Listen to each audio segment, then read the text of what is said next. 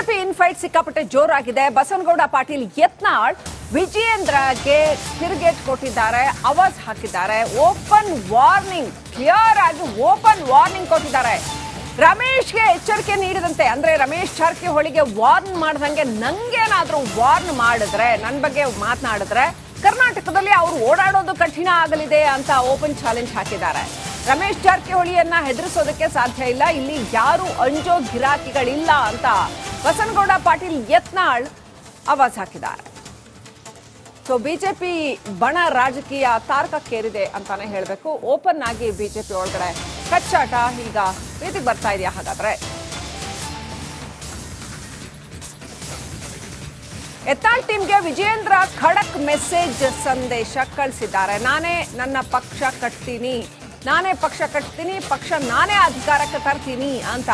ನಾನೇ ಬಿಜೆಪಿ ರಾಜ್ಯಾಧ್ಯಕ್ಷನಾಗಿ ಮುಂದುವರಿತೇನೆ, ಗೊಂದಲ ಬಗೆಹರಿಯುತ್ತೆ, ಭಿನ್ನರ ಮಾತುಗಳು ನಿಲ್ಲತ್ತೆ ಅಂತ ಕ್ಲಿಯರ್ ಆಗಿ ಮೈಸೂರಿನಲ್ಲಿ ಬಿಜೆಪಿ ರಾಜ್ಯಾಧ್ಯಕ್ಷ ವಿಜಯೇಂದ್ರ ಸ್ಪಷ್ಟನೆ ಕೊಟ್ಟಿದ್ದಾರೆ. ಸರ್, ರಮೇಶ್ ಜಾರಕಿಹೊಳಿ ಈ ರೀತಿ ವಿಜೇಂದ್ರ ಯಡಿಯೂರಪ್ಪ ವಿರುದ್ಧ ಮಾತಾಡಿದ್ರೆ ರಾಜ್ಯಾದ್ಯಂತ ಹೊರಡಕ್ಕೆ ಕಷ್ಟ ಆಗುತ್ತೆ, ಅವ್ರು ಬೆಂಬಲಿಗರಿದ್ದಾರೆ. ಏನು ಹೊಡಿತಾರತ್ತನ್ರಿ ವಿಜೇಂದ್ರ ಹೊಡಸ್ತಂತ್ರಿ?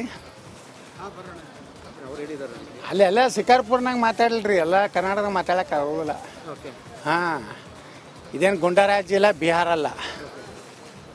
ನೋಡ್ತೀನಿ ಜನ ಕಾರ್ಯಕರ್ತರು ಹೊಡಿತಾರೆ. ಯಾಕೆ ಹೊಡಿತಾರೆ?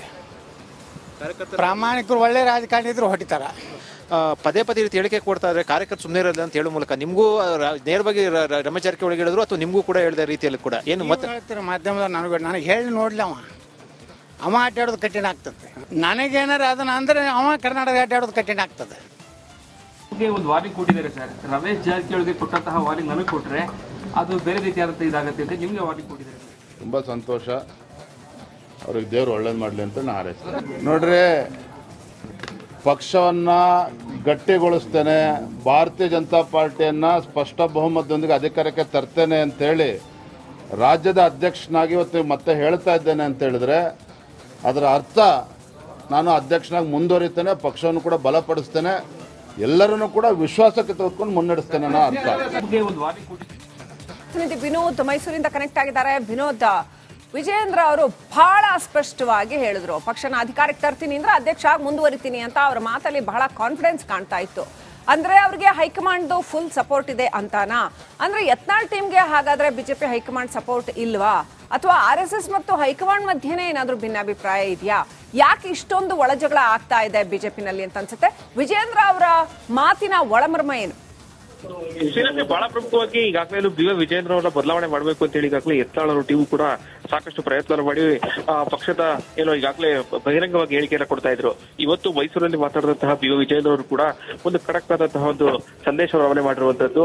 ನಾನೇ ರಾಜ್ಯಾಧ್ಯಕ್ಷರಾಗಿ ಮುಂದುವರಿಯುತ್ತೇನೆ, ನಾನೇ ಬಿಜೆಪಿಯನ್ನ ಅಧಿಕಾರಕ್ಕೆ ತರ್ತೇನೆ, ಹೀಗಾಗಿ ಎಲ್ಲರನ್ನು ವಿಶ್ವಾಸಕ್ಕೆ ತೆಗೆದುಕೊಂಡು ಹೋಗ್ತೇನೆ ಅನ್ನೋ ಮೂಲಕವಾಗಿ ಯಾರೇ ಬಂಡಾಯವಿದ್ರು ಕೂಡ ಪಕ್ಷದ ಹೈಕಮಾಂಡ್ ನನ್ನ ಪರವಾಗಿದೆ ಅನ್ನುವಂತಹ ಸಂದೇಶವನ್ನು ರವಾನೆ ಮಾಡಿದ್ದಾರೆ. ಈಗಾಗಲೇ ಯತ್ನಾಳ್ ಅವರು ಕೂಡ ಒಂದು ರೀತಿಯಲ್ಲಿ ಓಪನ್ ಆಗಿ ಒಂದು ವಾರ್ನಿಂಗ್ ಅನ್ನು ಕೂಡ ಮುಂದಾಗಿದ್ರು. ಅದಕ್ಕೂ ಕೂಡ ಬಹಳ ಸಾಫ್ಟ್ ಆಗಿ ರಿಯಾಕ್ಟ್ ಮಾಡಿರುವಂತಹ ವಿಜಯೇಂದ್ರ ಕೂಡ ಅವ್ರಿಗೆ ಒಳ್ಳೆಯದನ್ನ ಮಾಡಲಿ ಅಂತ ಹೇಳಿ ಸದ್ಯ ಸಾಫ್ಟ್ ಆಗಿ ಒಂದು ಯತ್ನಾಳ್ ವಿರುದ್ಧ ಮಾತನಾಡಿದ್ರೆ, ಈಗಾಗಲೇ ಪಾರ್ಟಿಯಲ್ಲೂ ಕೂಡ ಸಾಕಷ್ಟು ಅವರ ವಿರುದ್ಧ ಯಾರೆಲ್ಲ ಇದ್ದಾರೆ ಅವರಿಗೆ ಒಂದು ಸಂದೇಶವನ್ನು ಕೊಡುವಂತಹ ಕೆಲಸಕ್ಕೆ ಇವತ್ತು ವಿಜಯೇಂದ್ರ ಅವರು ಮುಂದಾಗಿರುವಂತದ್ದು.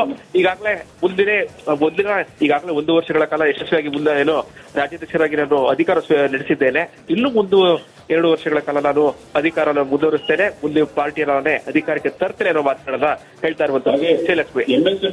Thank you Vinod ಡೀಟೇಲ್ಸ್ಗಾಗಿ.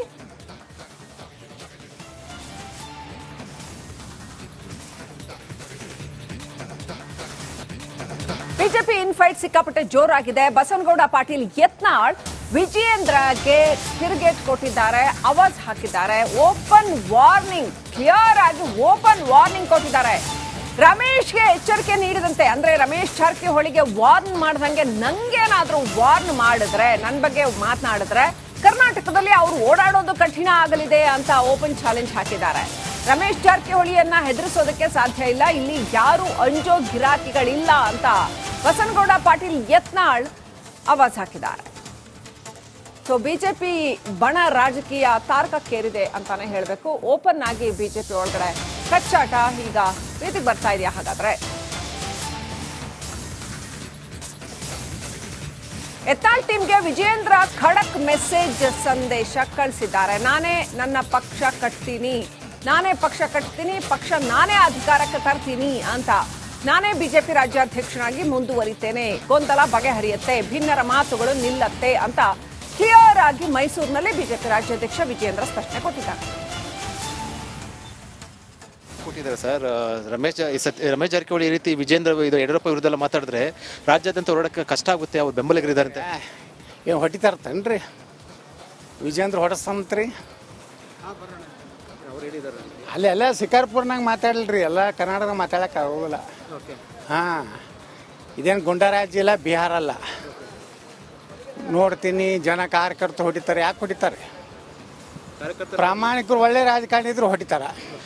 ಪದೇ ಪದೇ ರೀತಿ ಹೇಳಿಕೆ ಕೊಡ್ತಾ ಇದ್ರೆ ಕಾರ್ಯಕರ್ತರು ಸುಮ್ಮನೆ ಇರಲ್ಲ ಅಂತ ಹೇಳೋ ಮೂಲಕ ನಿಮಗೂ ನೇರವಾಗಿ ರಮೇಶ್ ಜಾರಕಿಹೊಳಿ ಹೇಳಿದ್ರು ಅಥವಾ ನಿಮಗೂ ಕೂಡ ಹೇಳಿದ ರೀತಿಯಲ್ಲಿ ಕೂಡ ಏನು ಮತ್ತೆ ಹೇಳ್ತೀರ ಮಾಧ್ಯಮದ? ನನಗೆ ಹೇಳಿ ನೋಡ್ಲಿ, ಅವ ಅಡ್ಡಾಡೋದು ಕಠಿಣ ಆಗ್ತದೆ. ನನಗೇನಾರ ಅದನ್ನ ಅಂದ್ರೆ ಅವ ಕರ್ನಾಟಕ ಅಡ್ಡಾಡೋದು ಕಠಿಣ ಆಗ್ತದೆ. ಒಂದು ವಾರ್ನಿಂಗ್ ಕೊಟ್ಟಿದ್ದಾರೆ ಸರ್, ರಮೇಶ್ ಜಾರಕಿಹೊಳಿಗೆ ಕೊಟ್ಟಂತಹ ವಾರ್ನಿಂಗ್ ನನಗೆ ಕೊಟ್ರೆ ಅದು ಬೇರೆ ರೀತಿಯಾದಂತ ಇದಾಗುತ್ತೆ ಅಂತ ನಿಮ್ಗೆ ವಾರ್ನಿಂಗ್ ಕೊಟ್ಟಿದ್ದಾರೆ. ತುಂಬ ಸಂತೋಷ, ಅವ್ರಿಗೆ ದೇವ್ರು ಒಳ್ಳೇದು ಮಾಡಲಿ ಅಂತ ನಾನು ಹಾರೈಸ್ತೇನೆ. ನೋಡ್ರಿ, ಪಕ್ಷವನ್ನು ಗಟ್ಟಿಗೊಳಿಸ್ತೇನೆ, ಭಾರತೀಯ ಜನತಾ ಪಾರ್ಟಿಯನ್ನು ಸ್ಪಷ್ಟ ಬಹುಮತದೊಂದಿಗೆ ಅಧಿಕಾರಕ್ಕೆ ತರ್ತೇನೆ ಅಂತೇಳಿ ರಾಜ್ಯದ ಅಧ್ಯಕ್ಷನಾಗಿ ಇವತ್ತು ಮತ್ತೆ ಹೇಳ್ತಾ ಇದ್ದೇನೆ ಅಂತ ಹೇಳಿದ್ರೆ ಅದರ ಅರ್ಥ ನಾನು ಅಧ್ಯಕ್ಷನಾಗಿ ಮುಂದುವರಿತೇನೆ, ಪಕ್ಷವನ್ನು ಕೂಡ ಬಲಪಡಿಸ್ತೇನೆ, ಎಲ್ಲರನ್ನು ಕೂಡ ವಿಶ್ವಾಸಕ್ಕೆ ತೆಗೆದುಕೊಂಡು ಮುನ್ನಡೆಸ್ತೇನೆ ಅನ್ನೋ ಅರ್ಥ. ವಿನೋದ್ ಮೈಸೂರಿಂದ ಕನೆಕ್ಟ್ ಆಗಿದ್ದಾರೆ. ವಿನೋದ್, ವಿಜಯೇಂದ್ರ ಅವರು ಬಹಳ ಸ್ಪಷ್ಟವಾಗಿ ಹೇಳಿದ್ರು, ಪಕ್ಷನ ಅಧಿಕಾರಕ್ಕೆ ತರ್ತೀನಿ ಅಂದ್ರೆ ಅಧ್ಯಕ್ಷ ಆಗಿ ಮುಂದುವರಿತೀನಿ ಅಂತ. ಅವರ ಮಾತಲ್ಲಿ ಬಹಳ ಕಾನ್ಫಿಡೆನ್ಸ್ ಕಾಣ್ತಾ ಇತ್ತು. ಅಂದ್ರೆ ಅವ್ರಿಗೆ ಹೈಕಮಾಂಡ್ ಫುಲ್ ಸಪೋರ್ಟ್ ಇದೆ ಅಂತಾನಾ? ಅಂದ್ರೆ ಯತ್ನಾಳ್ ಟೀಮ್ಗೆ ಹಾಗಾದ್ರೆ ಬಿಜೆಪಿ ಹೈಕಮಾಂಡ್ ಸಪೋರ್ಟ್ ಇಲ್ವಾ? ಅಥವಾ RSS ಮತ್ತು ಹೈಕಮಾಂಡ್ ಮಧ್ಯೆನೇ ಏನಾದ್ರೂ ಭಿನ್ನಾಭಿಪ್ರಾಯ ಇದೆಯಾ? ಯಾಕೆ ಇಷ್ಟೊಂದು ಒಳಜಗಳ ಆಗ್ತಾ ಇದೆ ಬಿಜೆಪಿನಲ್ಲಿ ಅಂತ ಅನ್ಸುತ್ತೆ? ವಿಜಯೇಂದ್ರ ಅವರ ಮಾತಿನ ಒಳಮರ್ಮ ಏನು? ಶ್ರೀಲಂಕೆ ಬಹಳ ಪ್ರಮುಖವಾಗಿ ಈಗಾಗಲೇ ವಿಜಯೇಂದ್ರ ಅವರ ಬದಲಾವಣೆ ಮಾಡಬೇಕು ಅಂತ ಹೇಳಿ ಈಗಾಗಲೇ ಯತ್ನಾಳ್ ಅವರು ಟೀಮ್ ಕೂಡ ಸಾಕಷ್ಟು ಪ್ರಯತ್ನ ಮಾಡಿ ಪಕ್ಷದ ಈಗಾಗಲೇ ಬಹಿರಂಗವಾಗಿ ಹೇಳಿಕೆಯನ್ನು ಕೊಡ್ತಾ ಇದ್ರು. ಇವತ್ತು ಮೈಸೂರಲ್ಲಿ ಮಾತಾಡಿದಂತಹ ವಿಜಯೇಂದ್ರ ಅವರು ಕೂಡ ಒಂದು ಖಡಕ್ ಆದಂತಹ ಒಂದು ಸಂದೇಶ ರವಾನೆ ಮಾಡಿರುವಂತದ್ದು. ನಾನೇ ರಾಜ್ಯಾಧ್ಯಕ್ಷರಾಗಿ ಮುಂದುವರಿಯುತ್ತೇನೆ, ನಾನೇ ಬಿಜೆಪಿಯನ್ನ ಅಧಿಕಾರಕ್ಕೆ ತರ್ತೇನೆ, ಹೀಗಾಗಿ ಎಲ್ಲರನ್ನು ವಿಶ್ವಾಸಕ್ಕೆ ತೆಗೆದುಕೊಂಡು ಹೋಗ್ತೇನೆ ಅನ್ನೋ ಮೂಲಕವಾಗಿ ಯಾರೇ ಬಂಡಾಯವಿದ್ರು ಕೂಡ ಪಕ್ಷದ ಹೈಕಮಾಂಡ್ ನನ್ನ ಪರವಾಗಿದೆ ಅನ್ನುವಂತಹ ಸಂದೇಶವನ್ನು ರವಾನೆ ಮಾಡಿದ್ದಾರೆ. ಈಗಾಗಲೇ ಯತ್ನಾಳ್ ಅವರು ಕೂಡ ಒಂದು ರೀತಿಯಲ್ಲಿ ಓಪನ್ ಆಗಿ ಒಂದು ವಾರ್ನಿಂಗ್ ಕೂಡ ಮುಂದಾಗಿದ್ರು. ಅದಕ್ಕೂ ಕೂಡ ಬಹಳ ಸಾಫ್ಟ್ ಆಗಿ ರಿಯಾಕ್ಟ್ ಮಾಡಿರುವಂತಹ ವಿಜಯೇಂದ್ರ ಕೂಡ ಅವ್ರಿಗೆ ಒಳ್ಳೆಯದನ್ನ ಮಾಡಲಿ ಅಂತ ಹೇಳಿ ಸದ್ಯ ಸಾಫ್ಟ್ ಆಗಿ ಒಂದು ಯತ್ನಾಳ್ ವಿರುದ್ಧ ಮಾತನಾಡಿದ್ರೆ, ಈಗಾಗಲೇ ಪಾರ್ಟಿಯಲ್ಲೂ ಕೂಡ ಸಾಕಷ್ಟು ಅವರ ವಿರುದ್ಧ ಯಾರೆಲ್ಲ ಇದ್ದಾರೆ ಅವರಿಗೆ ಒಂದು ಸಂದೇಶವನ್ನು ಕೊಡುವಂತಹ ಕೆಲಸಕ್ಕೆ ಇವತ್ತು ವಿಜಯೇಂದ್ರ ಅವರು ಮುಂದಾಗಿರುವಂತದ್ದು. ಈಗಾಗಲೇ ಮುಂದಿನ ಈಗಾಗಲೇ 1 ವರ್ಷಗಳ ಕಾಲ ಯಶಸ್ವಿಯಾಗಿ ಮುಂದೆ ರಾಜ್ಯಾಧ್ಯಕ್ಷರಾಗಿ ನಾನು ಅಧಿಕಾರ ನಡೆಸಿದ್ದೇನೆ. ಇನ್ನು 2 ವರ್ಷಗಳ ಕಾಲ ನಾನು ಅಧಿಕಾರವನ್ನು ಮುಂದುವರಿಸ್ತೇನೆ, ಮುಂದೆ ಪಾರ್ಟಿಯನ್ನೇ ಅಧಿಕಾರಕ್ಕೆ ತರ್ತೇನೆ ಅನ್ನೋ ಮಾತುಗಳನ್ನ ಹೇಳ್ತಾ ಇರುವಂತಹ Srilakshmi. Right, thank you Vinod ಡೀಟೇಲ್ಸ್ಗಾಗಿ.